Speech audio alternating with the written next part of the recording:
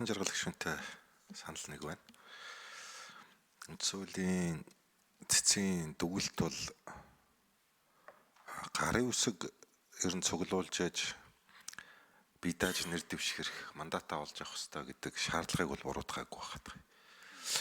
Энэ 801 гэдэг чинь хүн амтайгаа харьцуулахад, сонгогчийн тоотойгоо харьцуулахад дэлхийн арчилсан энэ бусад улс орнуудтай харьцуулахад арай өндөр байх шүү гэдэг л нэг ийм зүйлийг хэлсэн байгаа юм.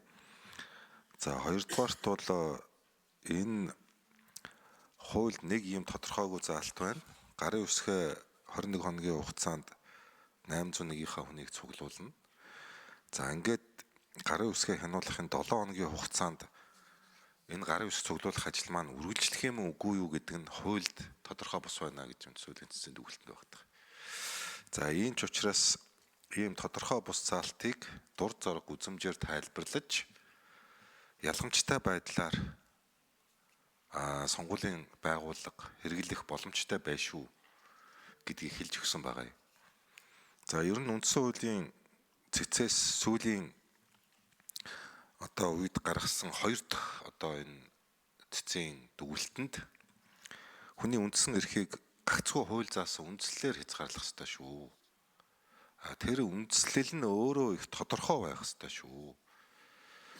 Тэр хуулийг хэрэглэхэд дур зорг үзмж ялгамжтай байдал тэгшэрхийн зарчмыг нуглах ийм боломж олохгүй байх ёстой шүү гэдэг ийм анхааруулаас сануулгыг их тийм тооцоо судалгаа үндслэлтэйгээр улсын их хурлд болон засгийн газар бусад байгууллагад хоёр дахь удаага би энэ шийдвэрээр дамжуулж өгч байна гэж ойлгож энэ үндсэн хуулийн цэцгийн шийдвэрт хүндэтгэлтэй хандж хүлээж аваад тэгээ хүлээж авсны дараа бол байнгын орооноосоо бас ажлын хэсэг гаргаад ер нь бол энэ ажлын хэсгийн ажиллах хуулиар томьёолол судалгаа үндслүүдийг бол үндсэн хуулийн цэц өөрөө энэ шийдвэртээ их тодорхой хийгээд өгсөн юм байна.